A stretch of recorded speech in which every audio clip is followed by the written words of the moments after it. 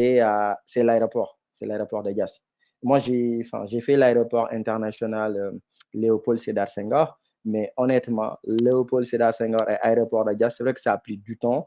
Il y a eu pas mal, apparemment, voilà, de corruption dans le montage. Et ça, j'ai envie de dire, ce sont des choses qui sont inhérentes, hein, à la construction de politiques publiques africaines, c'est-à-dire voilà, une grosse corruption. Mais tout de même, l'aéroport international de Diass, c'est quand même un très bel aéroport.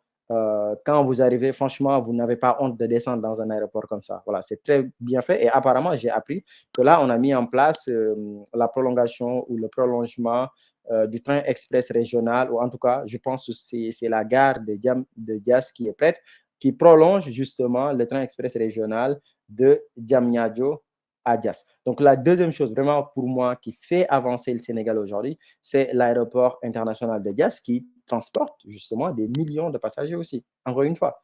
Voilà. Donc je pense que ça, c'est une grosse innovation quand même qu'on a pu mettre en place dans le contexte sénégalais, une grosse réflexion du président de l'époque, Abdoulaye Wade, parce que nous ne l'oublions pas, hein, l'aéroport international de Diass a été commencé sous le régime d'Abdoulaye Wade. Le président Macky Sall n'a fait que terminer les travaux de l'aéroport de Diass, même si aussi il a son mérite de l'avoir terminé. Mais quand même, c'est une grosse pensée, c'est une grosse initiative, c'est une grosse politique publique mise en place par le président de l'époque, notamment Abdoulaye Wade.